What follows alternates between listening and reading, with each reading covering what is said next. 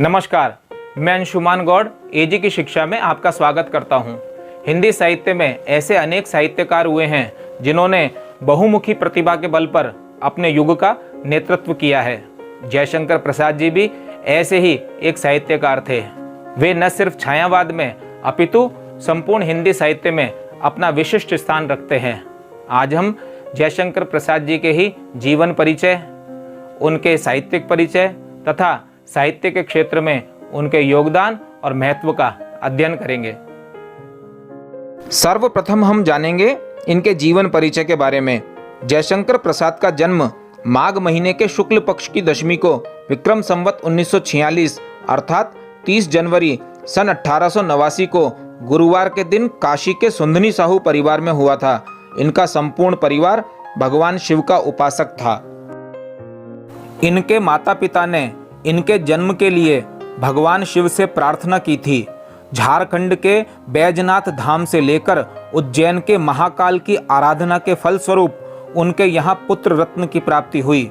इस कारण बचपन में जयशंकर प्रसाद को झारखंडी कहकर पुकारा जाता था तथा इनका नामकरण संस्कार भी बैजनाथ धाम में ही हुआ था। अब हम जानेंगे इनके पारिवारिक परिचय को। जयशंकर प्रसाद के दादा शिवरतन साहू काशी के अत्यंत प्रतिष्ठित नागरिक थे और एक विशेष प्रकार की सुरती अर्थात तंबाकू बनाने के कारण सुंदनी साहू के नाम से विख्यात थे।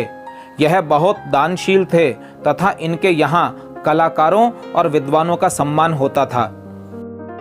जयशंकर प्रसाद के पिता श्री देवी प्रसाद साहू ने भी अपने पूर्वजों की ही परंपरा का पालन करते हुए दानशीलता और विद्वानों तथा कलाकारों के सम्मान का भाव बनाए रखा।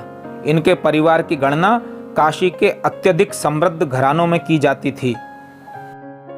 इनके पिता का काशी में इतना सम्मान था कि काशी की जनता काशी नरेश के बाद हर हर महादेव कहकर उनके पिता बाबू देवी प्रसाद का ही सम्मान करती थी। जयशंकर प्रसाद की माता का नाम श्रीमती मुन्नी देवी था। वह एक कुशल गृहिणी और धार्मिक महिला थी। प्रसाद जी के 2 विवाह हुए थे। उनकी पहली पत्नी का नाम विंध्यवासिनी था, जिसकी मृत्यु सन 1916 में क्षय रोग के कारण होने पर उनका दूसरा विवाह कमला देवी नामक स्त्री से हुआ। इनके एक पुत्र भी था जिसका नाम रत्नशंकर था। जयशंकर प्रसाद के बड़े भाई शंभू रत्न ने इनकी शिक्षा का प्रबंध क्वींस कॉलेज में कराया था, किंतु कुछ विषम परिस्थितियों के कारण इनका मन अधिक समय तक विद्यालय में नहीं लगा।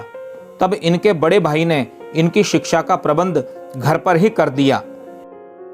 इस प्रकार इनकी शिक्षा का अधिकांश भाग घर पर ही पूर्ण हुआ। इन्होंने घर पर ही दीनबंधु ब्रह्मचारी जैसे योग्य विद्वान एवं अनुभवी शिक्षक द्वारा संस्कृत का ज्ञान प्राप्त किया। इसके साथ साथ इन्होंने अंग्रेजी, हिंदी, उर्दू, फारसी तथा वेद, पुराण, इतिहास तथा साहित्य शास्त्र का गहन अध्ययन किया। इनके गुरुओं में रसमय सिद्ध की भी चर्चा की जाती है। प्रसाद जी में प्रारंभ से ही साहित्य के प्रति अनुराग था। वे प्राय साहित्यिक पुस्तकें पढ़ते रहते थे और अवसर मिलने पर कविता भी लिखा करते थे। अब हम जानेंगे उनके संघर्षशील जीवन के बारे में। कम उम्र में ही जयशंकर प्रसाद को बड़ी बड़ी पारिवारिक समस्याओं से जूझना पड़ा। 12 वर्ष की उम्र तक पहुंचते पहुंचते इनके माता व पिता का स्वर्गवास हो गया। जब यह किशोरावस्था तक पहुंचे तो इनके बड़े भाई का भी देहांत हो गया। इस प्रकार कम उम्र में ही जिम्मेदारियों का बोझ इनके सिर पर आ गया। इनकी कम उम्र होने के कारण इनके रिश्तेदारों ने अवसर का लाभ उठाते हुए व्यापार की बागडोर अपने हाथों में ले ली, परंतु कोई भी व्यापार को संभाल नहीं पाया। इसके फलस्वरूप धीरे धीरे पूरा व्यापार चौपट हो गया और ऋण का बोझ बढ़ता गया। तब जयशंकर प्रसाद जी ने व्यापार को संभाला और कड़ी मेहनत और परिश्रम करके अपने हालात पुनः अच्छे किए तथा अपने साहित्य सृजन की ओर उन्मुख हो गए। अब हम देखेंगे इनके व्यक्तित्व को। जयशंकर प्रसाद मितभाषी, सहनशील, उदार, सरल और विनम्र स्वभाव वाले गंभीर प्रकृति के व्यक्ति थे।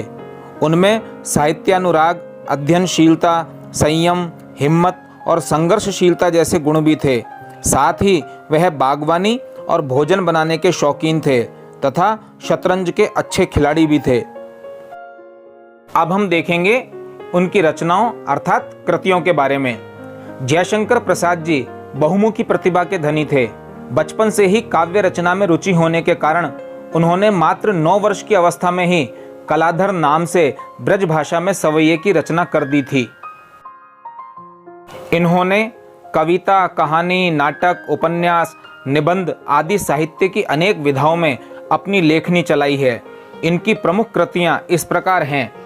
इनकी प्रमुख काव्य कृतियां हैं कानन कुसुम, महाराणा का महत्व, झरना, आंसू, लहर, कामायनी, प्रेम पथिक आदि। इनके प्रमुख कहानी संग्रह हैं छाया, प्रतिध्वनि, आकाशदीप, आंधी, इंद्रजाल आदि। इनके प्रमुख नाटक हैं स्कंदगुप्त, चंद्रगुप्त, ध्रुव स्वामिनी, जन्मेजय का नागयज्ञ, राज्यश्री, कामना, एक घूंट आदि। इनके उपन्यास हैं कंकाल, तितली, इरावती। इनका इरावती उपन्यास इनकी मृत्यु के कारण अपूर्ण ही रह गया। इनके प्रमुख निबंध हैं कवि और कविता, कविता का रसास्वाद, काव्य और कला, सम्राट चंद्रगुप्त मौर्य, आर्यावर्त का प्रथम सम्राट, हिंदी कविता का विकास आदि। इसके साथ ही जयशंकर प्रसाद ने इंदु नामक मासिक साहित्यिक पत्रिका का संपादन भी किया।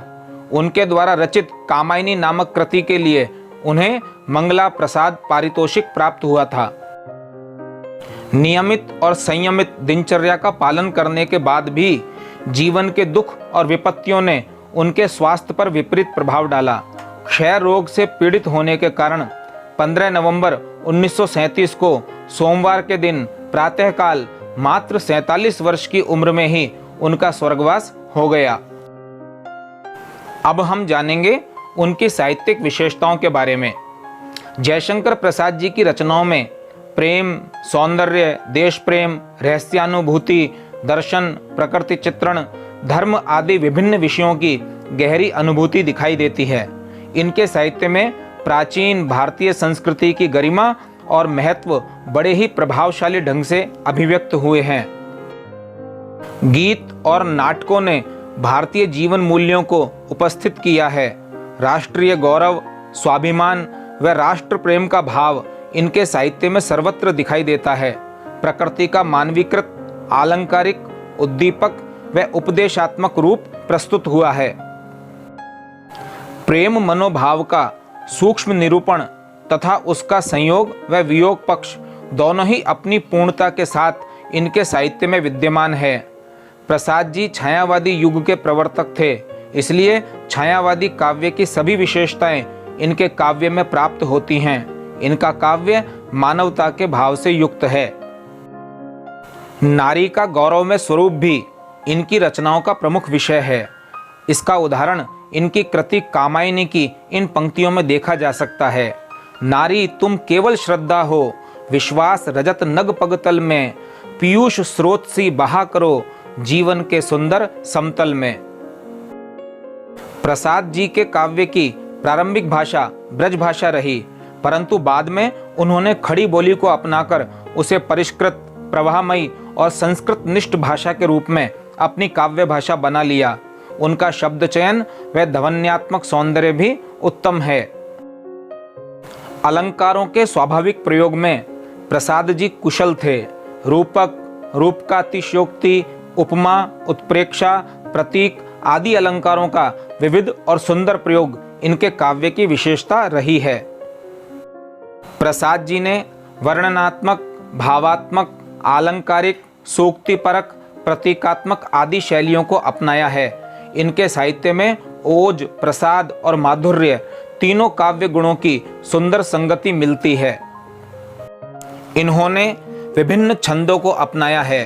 भावानुसार छंद परिवर्तन इनकी विशेषता रही है। गीतों का भी सफल प्रयोग इन्होंने अपनी रचनाओं में किया है। अब हम जानेंगे साहित्य के क्षेत्र में इनके योगदान व महत्व को।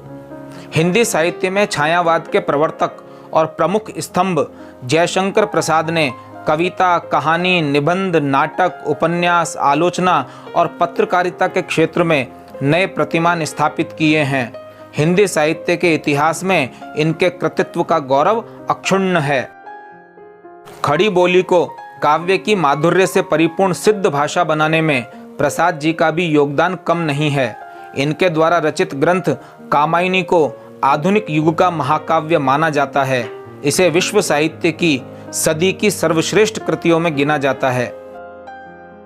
हिंदी साहित्य के महान कवि सुमित्रा नंदन पंत ने तो कामायनी को हिंदी साहित्य में ताजमहल के समान माना है। आचार्य शांति प्रिय द्विवेदी ने कामायनी को छायावाद का उपनिषद कहा है। डॉक्टर नगेंद्र ने इसे मानव चेतना के विकास का महाकाव्य बताया है। इनका काव्य ज्ञान, अध्यात्म और देशभक्ति का संगम है। इन्होंने अपनी कृतियों से भारतीय गौरव और संस्कृति की अलख जगाकर भारतवासियों में भारतीयता के भाव को पुष्ट किया है। प्रसाद जी अपनी कालजयी कृतियों के माध्यम से साहित्य प्रेमियों के हृदय में सदैव जीवंत रहेंगे। इनके महत्व को बताते हुए कवयित्री महादेवी वर्मा ने कहा था कि जब मैं अपने महान कवियों की बात करती हूँ तो जयशंकर प्रसाद का चित्र निश्चित ही मेरे दिमाग में सबसे पहले आता है। आज हमने जयशंकर प्रसाद जी के जीवन परिचय, साहित्यिक परिचय तथा साहित्य के क्षेत्र में उनके योगदान और महत्व का अध्ययन किया। मुझे विश्वास है कि यह आपके लिए उपयोगी और ज्ञानवर्धक रहेगा। यदि आपने इस चैनल को अभी तक सब्सक्राइब नहीं किया है तो इसे सब्सक्राइब अवश्य कीजिए तथा इस वीडियो को लाइक और शेयर करना भी न भूलिए। धन्यवाद।